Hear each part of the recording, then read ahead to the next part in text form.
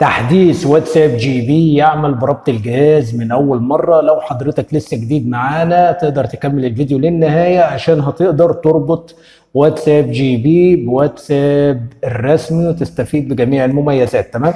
اما بقى لو حضرتك قديم معانا والنسخه طلبت تحديث، فكل اللي انا عايزه منك تتابع الفيديو معايا للنهايه عشان تقدر تحدث النسخه. تمام. لو جديد معانا تمسك الموبايل بتاعك وتدخل على المتجر بلاي وتبدا تبحث عن تطبيق زي ارشيف. تمام. تطبيق زي ارشيف اهوت. تمام.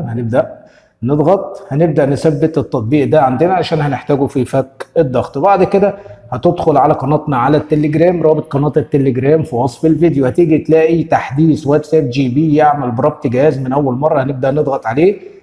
تمام. هيظهر ايقونتين لي تطبيق زي ارشيف، هنضغط على الايقونه اللي فيها انجليزي فقط، مكتوب انجليزي اهوت، زي ارشيف باللغه الانجليزيه، دي اللي هنضغط عليها عشان لو ضغطت على استخرج الى اسم الارشيف هيقول لك الارشيف تالف، فهنضغط على الايقونه اللي مكتوب فيها زي ارشيف باللغه الانجليزيه بالشكل ده كده.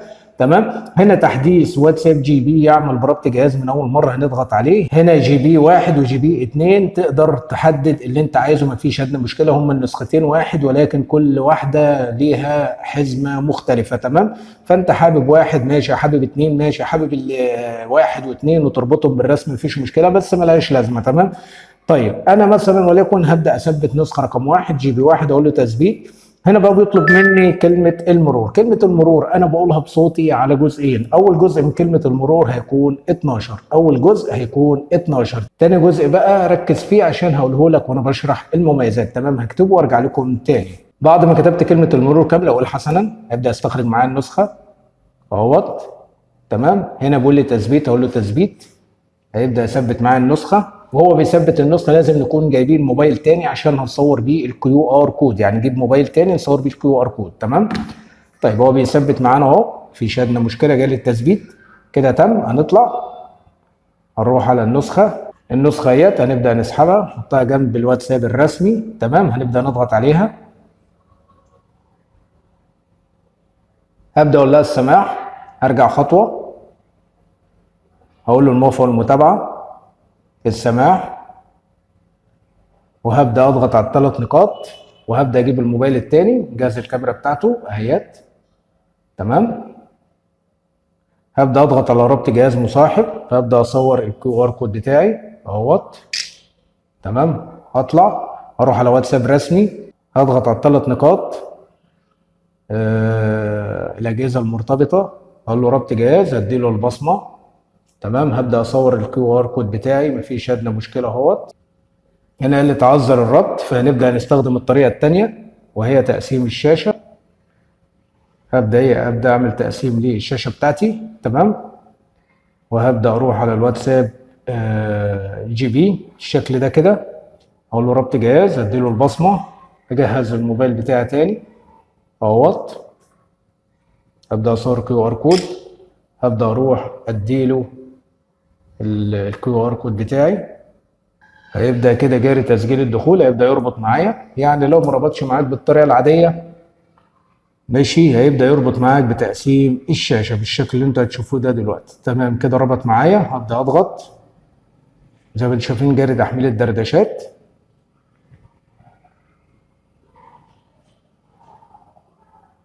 زي ما انتم شايفين يا شباب اهوت، ده مال جديد في 26.36، تاريخ التحديث 5/4/2026. انا طبعا بيدخلنا على قناه التليجرام بتاعتنا زي ما انتم شايفين اهي. هنبدا نضغط على الثلاث نقاط تحديث جي بي واتساب، تابع اليوتيوب اتعلم، هيبدا دخلنا على قناتنا على اليوتيوب. تمام. هنرجع كده، هنضغط على الثلاث نقاط تحديث جي بي، تحديث من قناه التليجرام، هيبدا يدخلك على قناتنا على التليجرام، قناه التقني عبد الله الباشا زي ما انتم شايفين اهوت. تمام. هو دي قناه التقني عبد الله الباشا. تمام. اضغط على الثلاث نقاط اضافات جي بي. هنا طبعا جي بي واتساب عبد الله، صلى على النبي في الكومنتات، اللهم صل وسلم وبارك على سيدنا محمد. لو ضغطنا عليه كده تمام زي ما انتم شايفين نسخه جميله اهوت الحمد لله. لو جينا ضغطنا على اول واحده بالشكل ده كده هيبدا يدخلنا على البيج بتاعنا على الفيسبوك، تقدر تتابع البيج عشان في فيديوهات حلوه هناك. هنرجع تاني، هنضغط هنا طبعا دخلنا على قناتنا على التليجرام. تمام. اللي فيها النسخ. هنرجع هنضغط هنا يدخلنا برضو على قناتنا على التليجرام، مفيش ادنى مشكله.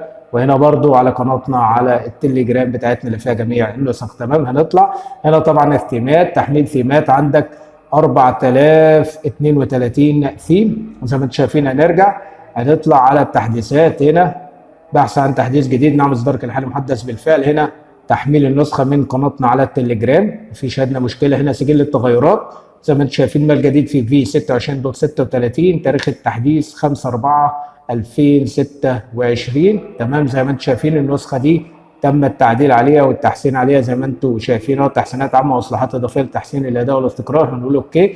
هنرجع هنروح عند حول التطبيق بالشكل ده كده. كلمه المرور هتكون 44، يعني الجزء الثاني من الباسورد هيكون 44. لو ما سمعتش الجزء الاول انا قلته كام، رجع الفيديو من الاول خالص واسمع الجزء الاول انا قلته بصوتي كام، وتعالى عند ثاني جزء وهو 44. تمام. طبعا هنا تم التعديل بواسطه عبد الله الباشا، مفيش عندنا مشكله. قنواتنا طبعا هنا برضو اهي تم التعديل بواسطه عبد الله الباشا، عرض الموقع الالكتروني عبد الله الباشا زي ما انتم شايفين اهوت. تمام. عبد الله الباشا بالشكل ده كده. هنا الانستجرام بتاعنا، لو حابب تدخل على الانستجرام بتاعنا تشاهد الفيديوهات برضو بتاعتنا زي ما انتم شايفين اهيت، مفيش ادنى مشكله.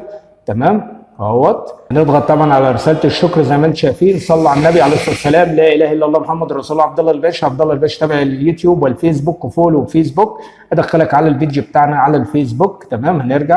هنرجع تمام. هندخل على اليوتيوب، ابدا دخلنا على قناتنا على اليوتيوب، مفيش ادنى مشكله. هنرجع طبعا هنا GB في 26/36 زي ما انتم شايفين. النسخه جميله جدا جدا جدا. اتمنى اكون وصلت لك المعلومه بشكل سليم. لو عجبك الفيديو لا تنسى الاشتراك في القناه وتفعل زر الجرس على الكل. اشوفكم في فيديو جديد. السلام عليكم.